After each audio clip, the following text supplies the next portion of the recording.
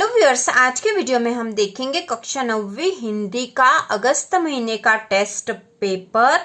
इस प्रकार का टेस्ट आपका आने वाला है और इसकी तैयारी आपको अच्छे से कर लेनी चाहिए। तो शुरू करते हैं।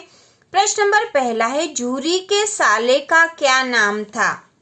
झूरी के साले का क्या नाम था? तो आपके क्षितिज के पाठ 1 2 बेलों की कथा से प्रश्न लिया गया है और इसका उत्तर होगा झूरी के साले का नाम था गया। इसका उत्तर होगा गया और यह प्रश्न आपके वैकल्पिक प्रश्न में आएगा। इसके बाद दूसरा प्रश्न है, झूरी ने दोनों बेलों को कहाँ भेजा था? झूरी ने दोनों बेलों को कहाँ भेजा था? तो इसका उत्तर होगा ससुराल। झूरी ने दोनों बेलों को अपनी ससुराल भेजा था। क्योंकि वैकल्पिक प्रश्न है, एक शब्द में उत्तर आ जाएगा इसका। इसके बाद अगला है, दो वर्णों के मेल से होने वाले परिवर्तन को कहते हैं। दो वर्णों के मेल से होने वाले परिवर्तन को कहते हैं। तो इसका उत्तर होगा दो वर्णों के मेल से होने वाले परिवर्तन को संधि कहते हैं, संधि। इसके बाद जो अगला प्रश्न है वह है, सही जोड़ी बनाइए। तो इसमें खंड क और ख दे रखे। तो खंड क में है त्रिफला, मनोरथ, इंद्र का पर्यायवाची, ही, भी, भर, नैतिक का विलोम। और खंड ख में अनैतिक, सुरपति, निपात शब्द, विसर्ग संधि और 3 फलों का समूह। तो इसकी जोड़ी बना देंगे। त्रिफला होता है 3 फलों का समूह, त्रिफला है 3 फलों का समूह। मनोरथ जो है विसर्ग संधि है, मनः धन रथ, इस प्रकार से मनोरथ में विसर्ग संधि है। इंद्र का पर्यायवाची होगा सुरपति। ही, भी, भर, यह है निपात शब्द के उदाहरण है। और नैतिक का विलोम हो जाएगा अनैतिक। इसके बाद अगला प्रश्न है, संधि की परिभाषाएं प्रकार लिखिए। संधि की परिभाषाएं प्रकार लिखिए। तो इसका उत्तर लिखेंगे हम। उत्तर, दो वर्णों के मेल को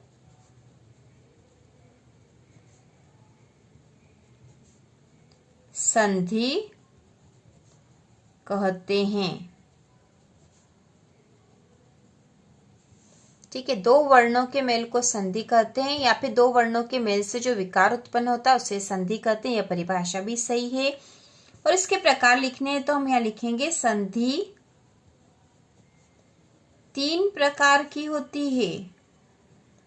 संधि 3 प्रकार की होती है और इसमें पहला है स्वर संधि,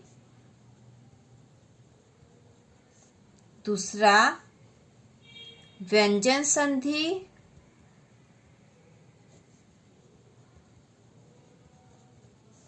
और तीसरा प्रकार है विसर्ग संधि।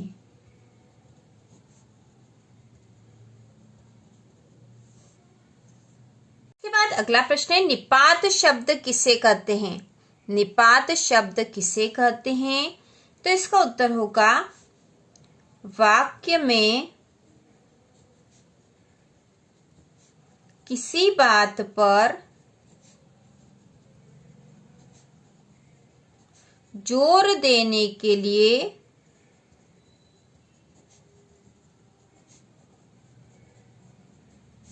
जिन शब्दों का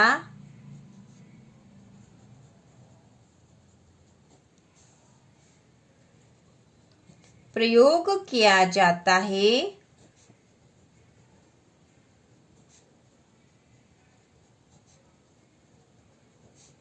उन्हें निपात शब्द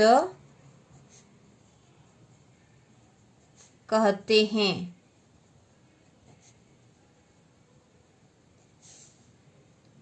जैसे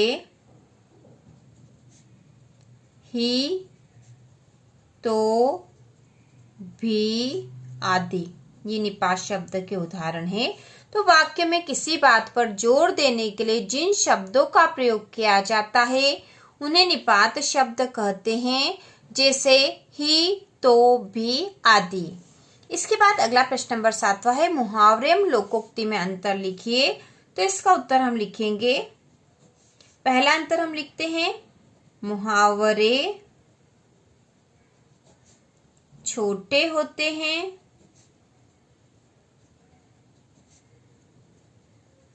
जबकि लोकोक्ति बड़ी होती है।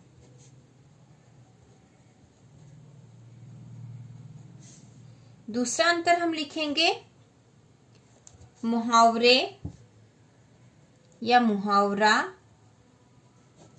वाक्य का अंश होता है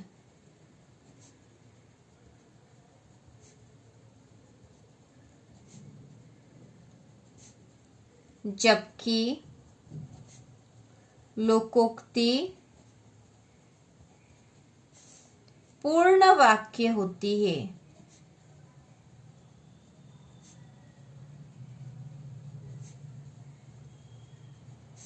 तीसरा अंतर है, मुहावरा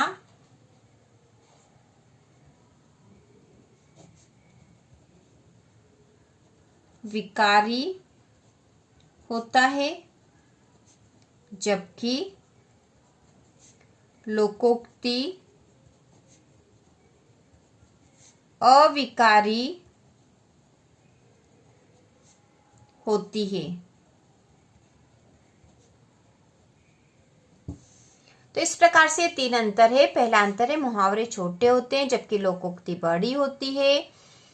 दूसरा अंतर है, मुहावरा वाक्य का अंश होता है जबकि लोकोक्ति पूर्ण वाक्य होती है। और तीसरा अंतर है, मुहावरा विकारी होता है जबकि लोकोक्ति अविकारी होती है। तो मुहावरा विकारी होता मतलब उसमें वाक्य के अनुसार कुछ परिवर्तन हो सकता है जबकि लोकोक्ति में कोई परिवर्तन नहीं होता, इसलिए अविकारी होती है। इसके बाद अगला प्रश्न है, समास की परिभाषा एवं प्रकार लिखिए। तो इसका उत्तर हम लिखेंगे, दो शब्दों के मेल से जो विकार उत्पन्न होता है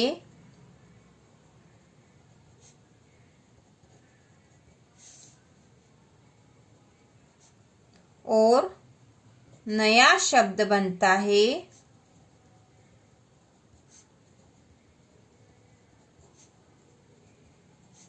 उसे समास कहते हैं।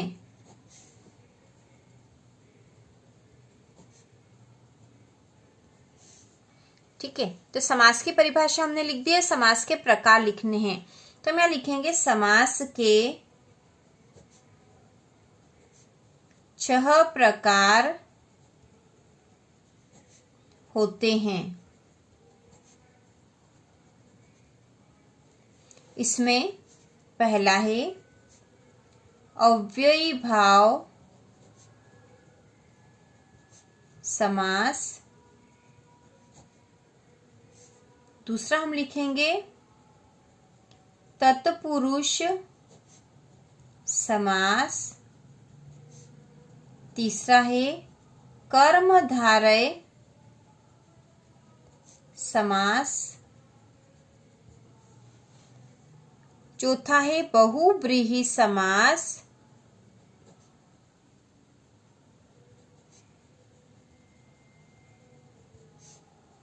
पांचवा है द्विगु समास।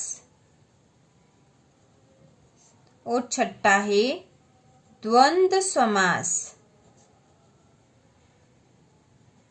तो इस प्रकार से समास की परिभाषा और समास के 6 प्रकार हमने लिख लिए हैं। इसके बाद अगला प्रश्न है और आखिरी प्रश्न है, अपनी संस्था के प्राचार्य को शाला शुल्क से मुक्ति हेतु आवेदन पत्र लिखिए।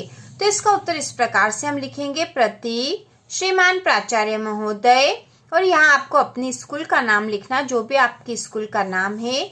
उसके बाद हम विषय लिखेंगे, शाला शुल्क से मुक्ति हेतु महोदय, नम्र निवेदन है कि मैं आपकी संस्था का कक्षा 9वीं का छात्र हूँ। मेरे पिताजी की आर्थिक स्थिति ठीक नहीं है, वे मेरा शाला शुल्क जमा करवाने में असमर्थ है। अतः कृपया मेरा शाला शुल्क माफ करने की कृपा करें। धन्यवाद। फिर आपका आज्ञाकारी और यहाँ पर नाम लिखना है और कक्षा 9वीं। तो इस प्रकार से शाला शुल्क से मुक्ति हेतु आवेदन पत्र हमें लिखना है। और यह हमने कक्षा 9वीं हिंदी विषय का मासिक टेस्ट पेपर पूरा सॉल्व कर लिया है। ऐसा ही आपका मासिक टेस्ट का पेपर आने वाला है। तो इसी प्रकार के और वीडियो देखने के लिए, कक्षा 9वीं की संपूर्ण तैयारी के लिए चैनल को सब्सक्राइब कीजिए।